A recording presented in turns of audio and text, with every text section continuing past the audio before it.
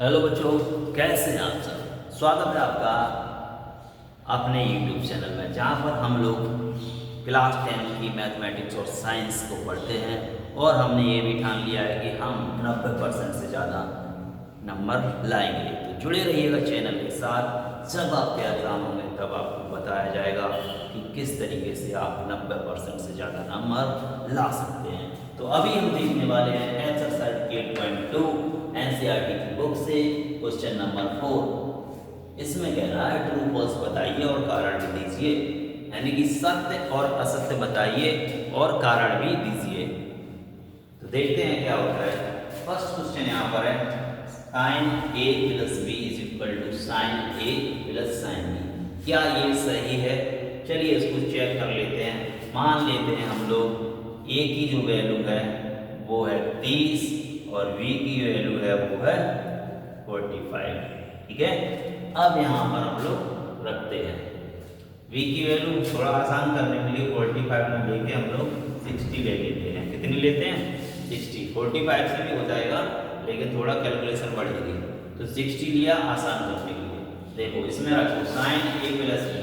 Sign A plus B, A plus B का मतलब 30 plus 60, तो कितना हो जाएगा? साइन 90 हो जाएगा। क्या हो जाएगा? साइन ए प्लस बी, तो 30 प्लस 60 साइन 90 होगा। तो साइन 90 का मान, साइन 90 का मान ए। याद करोगे बेटा, याद नहीं करोगे तो फिर क्वेश्चन सारे गलत होंगे। अब यहाँ पे रखो sign A plus sine B. ये LHS था, अब RHS में LHS था, ये RHS में रखो। साइन ए का मान 30 और साइन बी का मान 60। Sign A plus sine B, तो साइन ए का 30 यानी कि 30 और साइन बी की जगह 60। साइन ए का यानी 30 का कितना होता है? 1/2 और साइन 60 का कितना होगा? √3/2। एलसीएम लेंगे क्या हो जाएगा? 2 और 1 प्लस √3 आएगा। क्या ये और ये बराबर नहीं? बराबर है। तो साइन ए प्लस बी बराबर नहीं होता है बेटा किसके? Sign A plus sine B के। इसका मतलब ये बात हो गई गलत, तो हमारा ये हो गया फॉल्स। फॉल्स को बोलते हैं असत्य, गलत बात है। ठीक है, समझा भी दिया कैसे। ठीक है, नेक्स्ट देखते हैं। बच्चे याद कर लेते हैं कि हाँ सही है गलत है, करना आता नहीं है। अगर एग्जाम में कह दिया करके बताओ 4 नंबर मिलेंगे, फिर कैसे करोगे? तो हाँ और ना सही गलत लिख लोगे। तो यहाँ समझना भी बहुत जरूरी है। कुछ बच्चे करते हैं आंसर शीट देखा, हाँ सही है, गलत सही गलत सही याद कर लिया बस। दूसरा देखते हैं, कह रहा थीटा में वृद्धि होने पर साइन थीटा के मान में भी वृद्धि होती है। समझो, अगर थीटा में वृद्धि मतलब थीटा का मान बढ़ा है तो क्या साइन थीटा का मान भी बढ़ता है? ये हमें अगर देखना है। सही बात है तो सत्य हो जाएगा, गलत बात है तो असत्य। अब यहाँ देखो साइन थीटा मतलब साइन थीटा की जगह 0 ले लिया। थीटा कितना ले लिया हमने? 0। तो साइन थीटा क्या होगा? साइन 0 हो जाएगा। कितना आएगा? 0। ठीक है, इसके बाद अब हमने थीटा ले लिया। कितना थीटा ले लिया हमने? 30 अंश। कितना? तो साइन थीटा की जगह 30 लिखेंगे। साइन 30 कितना होगा? 1/2। तो क्या लग रहा है? पहले थीटा 0 था तो साइन भी 0 था। थीटा बढ़ के हो गया 30। थीटा 0 से कितना हो गया? 30। तो क्या साइन थीटा का मान बढ़ा? हाँ बढ़ा। 0 था 1/2 हो गया, कुछ तो बढ़ा। अगर 1/2 को लिखें तो 0.5 होता है। तो यहाँ से क्या दिख रहा है? थीटा का मान बढ़ाएंगे तो साइन का मान बढ़ेगा। ठीक है, तो ये बात कैसी हो जाती है? ये सत्य हो जाती है, यानी कि ये ट्रू है, सत्य है। समझ आ रहा? नेक्स्ट देखें, थीटा के मान में वृद्धि होने पर कॉस थीटा के मान में वृद्धि होती है। वही क्वेश्चन है, बस वहाँ कॉस आ गया। कह रहा है अगर हम लोग थीटा का मान बड़ा करें तो क्या कॉस थीटा का मान भी बड़ा होगा? देखते हैं। थीटा लिया 0 तो कॉस 0 कितना होगा? 1 होता है। cos 0 कितना होता है 1। थीटा लिया हमने कितना, थीटा ले लो 45, तो cos 45 कितना हो जाएगा 1/√2। तो ये 1 था, अब 1 में √2 से भाग लगेगा तो 1 से कम ही आएगा। तो देखो थीटा का मान तो 0 था, तो cos का मान 1 था।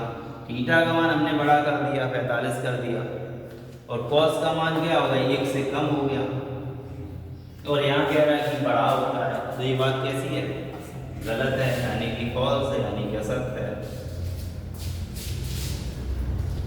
समझ में आ रहा है तो लाइक कर दो, वरना कोई बात ही नहीं, काम तो चल ही रहा है। थीटा के सभी मानों पर साइन थीटा बराबर कॉस थीटा होता है। देख लो थीटा के सभी मानों पर, थीटा का मान लिया हमने 0, ये कारण उसने कहा है लिखो, तो वहां क्वेश्चन में नीचे अगर उसने कह दिया कारण लिखो तो वहां लिखना पड़ेगा क्यों, है ना। सीधा ये काम नहीं चलेगा कि सत्य असत्य सत्य असत्य। क्वेश्चन में कह रहा है कारण भी लिखो, बताओ क्यों नहीं होता ऐसा, है ना।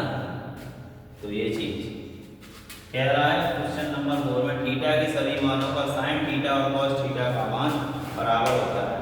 अगर बच्चों आपको पता है तो बताओ कमेंट करके, सत्य होगा कि असत्य होगा। 5 सेकंड का टाइम देते हैं। चलो आपने कमेंट कर दिया होगा, बहुत ही अच्छा। अब देखते हैं किसका आंसर सही है, अपना मिला लेना। तो साइन थीटा, थीटा लिए 0 तो साइन 0 निकालो, साइन 0 क्या होगा 0, और कॉस 0, अब यहाँ पे कॉस 0 निकालो तो ये होता है 1, कहाँ बराबर, ये 0 ये 1, तो पहले ही गलत हो गया। तो साइन थीटा के सभी मानों पर साइन थीटा कॉस थीटा के बराबर नहीं होता है। अगर यहाँ पे ले लेते 45, कितना ले लेते, थीटा ले लेते 45, तो साइन 45 और कॉस 45 ये हो जाता बराबर 1/√2, और ये भी 1/√2, ठीक है। तो कुछ मानों पे होता है, सभी मानों पे नहीं होता है ना। a बराबर 0, तो ये बात कैसी हुई थी, फोर नंबर, ये हो गया असत्य, यानी कि फॉल्स। फिफ्थ, a बराबर 0 पर cot a परिभाषित नहीं है, a बराबर 0 पे cot a परिभाषित नहीं है। अब हमें cot 0 का मान यहाँ चाहिए होगा। cot 0 बेटा क्या होता है, अपरिभाषित होता है। क्या होता है, अपरिभाषित, यानी इन्फिनिटी होता है, ऐसा होता है ना। तो अपरिभाषित है यानी कि परिभाषित नहीं है, वही चीज तो है, या ये कह दो परिभाषित नहीं है या अपरिभाषित है, तो दोनों ये चीज है ना, और ये चीज सेम है। तो अपरिभाषित नहीं है यानी कि परिभाषित नहीं है, यानी उसको बता नहीं सकते। तो ये बात कैसी बताएगी, सत्य, यानी कि। तो बच्चों यहाँ पर हमने देख लिए ट्रू फॉल्स और उनके कारण भी समझ लिए। वीडियो को लाइक और शेयर जरूर करें, और ज़्यादा नंबर चाहिए आपको हर एक सब्जेक्ट में, तो चैनल के साथ जुड़े रहें जब तक आपके एग्ज़ाम नहीं हो जाते। मिलते हैं बच्चों नेक्स्ट वीडियो में, ख्याल रखिएगा अपना, स्वस्थ रहिएगा, तभी अच्छे से पढ़ाई हो पाएगी। मिलते हैं नेक्स्ट वीडियो में। जय हिंद, वंदे मातरम।